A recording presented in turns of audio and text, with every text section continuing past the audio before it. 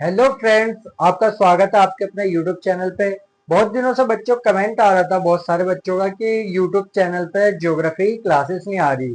तो आज से हम ज्योग्राफी की क्लासेस कंटिन्यू रखेंगे। तो आज हम एनआरएस का ज्योग्राफी का चैप्टर नंबर 3 पढ़ेंगे। चैप्टर का नाम है, जैसे कि आपको दिख रहा है, चैप्टर का नाम है पृथ्वी का गतिशील धरातल। पृथ्वी का गतिशील धरातल। तो आज से हमारे यूट्यूब चैनल पे कंटिन्यू ज्योग्राफी की क्लासेस चलती रहेंगी। बने रहिए हमारे YouTube चैनल पे। और हम इम्पोर्टेंट क्वेश्चन जो कि पेपर में आने वाले क्वेश्चन है उन सबको हम पढ़ने वाले हैं। तो चलिए आगे चलते हैं। कुछ इम्पोर्टेंट क्वेश्चन है जैसे कि आपको स्क्रीन पे दिख रहा है। चैप्टर क्वेश्चन नंबर फर्स्ट है, चैप्टर नंबर 3 का क्वेश्चन नंबर फर्स्ट। भूमंडलीय संतुलन का क्या अर्थ है? बच्चों, भूमंडलीय संतुलन किसे कहते हैं? भूमंडलीय संतुलन का मतलब है संतुलन की स्थिति। संतुलन की स्थिति समझ आ रहा बच्चों? चैप्टर नंबर 3 का क्वेश्चन नंबर फर्स्ट, भूमंडलीय संतुलन किसे कहते हैं? भूमंडलीय संतुलन संतुलन की स्थिति होती है।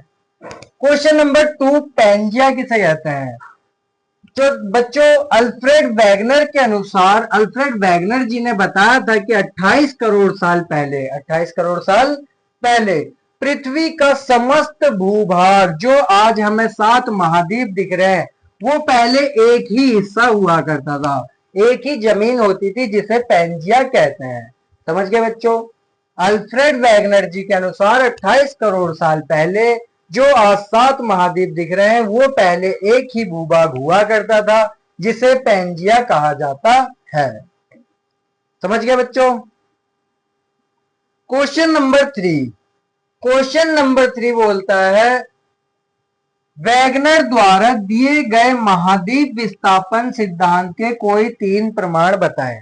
क्वेश्चन नंबर 3 बोल रहा है कि अल्फ्रेड वैगनर जी ने महाद्वीप विस्थापन सिद्धांत के क्या प्रमाण दिए हैं, क्या एविडेंस दिए हैं कि 7 महाद्वीप जो आज अलग अलग हैं वो पहले एक ही महाद्वीप थे। कैसे? एविडेंस बताओ। तो पहला एविडेंस दिया है जिगसॉ फिट। जिगसॉ फिट पहला एविडेंस। दूसरा एविडेंस दिया है भूगर्भीय समानताएं। जो जमीन है वो देखो, जैसे कि आज हमारा हाथ दिख रहा है, ये एकदम सपाट है और एक मिक्स है, समानताएं हैं। वैसे उन्होंने बताया है कि जमीन के सामने और आमने सामने की जो आकृति है वो एकदम समान है। तीसरा प्रमाण बताया कोयले की समानता। अफ्रीका के इस साइड कोयला और दक्षिण अमेरिका के इस साइड कोयले में समानता पाई गई है। समझ गए बच्चों? क्वेश्चन नंबर 4, क्वेश्चन नंबर 4 बोल रहा है महाद्वीपीय विस्थापन सिद्धांत के उन 2 प्रमाणों को बताएं जिन्हें वैगनर जी ने नहीं बताए। महाद्वीप विस्थापन सिद्धांत के वो कौन से 2 प्रमाण हैं जो वैगनर जी ने नहीं बताए? पहला, पूरा चुंबकीय तत्व के प्रमाण। दूसरा, समुद्र अर्ध स्थल का विस्तारण। ये वैगनर जी ने नहीं बताए। समझ गए बच्चों? क्वेश्चन नंबर 6, क्वेश्चन नंबर 5, प्लेटों की सीमाओं के विभिन्न प्रकार बताएं। अच्छा, प्लेटों की कितनी सीमाएं होती हैं?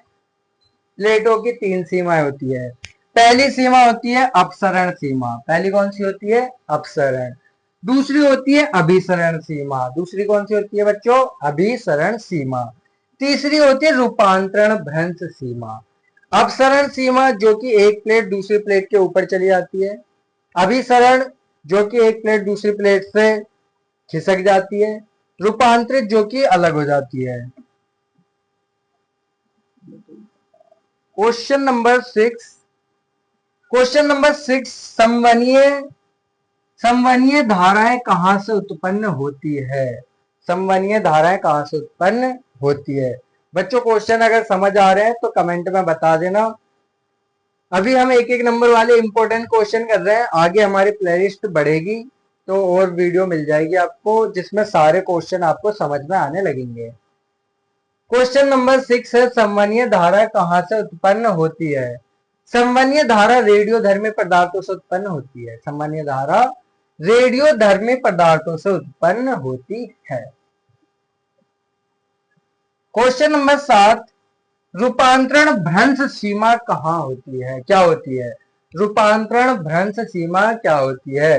रूपांतरण भ्रंश सीमा वह होती है जहां पे एक दूसरे के पास स्थित प्लेट एक दूसरे से रगड़ते हुए विपरीत दिशा में खिसक जाते हैं, उसे बोलते हैं रूपांतरण भ्रंश सीमा।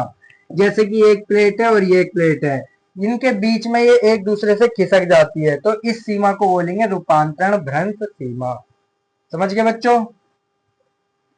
क्वेश्चन नंबर 8, प्लेटों की सीमा से आप क्या समझते हैं? अच्छा, प्लेटों की सीमा क्या होती है? प्लेटों की सीमा वह क्षेत्र है, वह एरिया है जहां पर हर प्रकार की विवर्तनिक क्रियाएं होती है। या तो प्लेट एक दूसरे के ऊपर चढ़ जाएगी, या तो विपरीत दिशा में चली जाएगी, या तो खिसक जाएगी, तो उसी को हम बोलते हैं प्लेटों की सीमा। समझ गए बच्चों? क्वेश्चन नंबर 9, प्लेटों के खिसकने से क्या होता है? प्लेटों के खिसकने से भूकंप आता है, ज्वालामुखी फटते हैं। प्लेटों के खिसकने से मुक्त हुई ऊर्जा भूकंप और ज्वालामुखी के रूप में यहाँ अभिव्यक्त होती है। समझ गए बच्चों? जब प्लेटें एक दूसरे से खिसकती हैं तो वहां पर ऊर्जा निकलती है जिससे भूकंप आ सकता है। क्वेश्चन नंबर 9 हो गया बच्चों। क्वेश्चन नंबर 10, मोहो असंतति किसे कहते हैं? मोहो असंतति किसे कहते हैं? पृथ्वी को हमने धरातल से लेके जमीन तक 3 हिस्सों में बांटा है। सबसे ऊपरी है क्रस्ट, मेंटल, क्रोड। क्रस्ट, मेंटल, क्रोड। सबसे ऊपरी भाग को बोलते हैं क्रस्ट, निचले को बोलते हैं मेंटल, और सबसे निचले भाग को बोलते हैं क्रोड। मेंटल को 2 हिस्सों में बांटते हैं, क्रस्ट को 2 हिस्सों में बांटते हैं। क्रस्ट का निचला भाग, मेंटल का ऊपरी भाग मिलकर के बनता है दुर्बलता मंडल।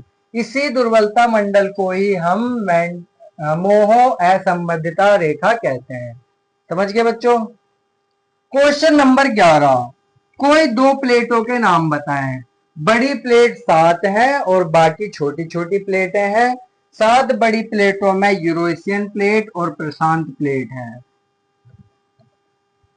क्वेश्चन नंबर 12, एरी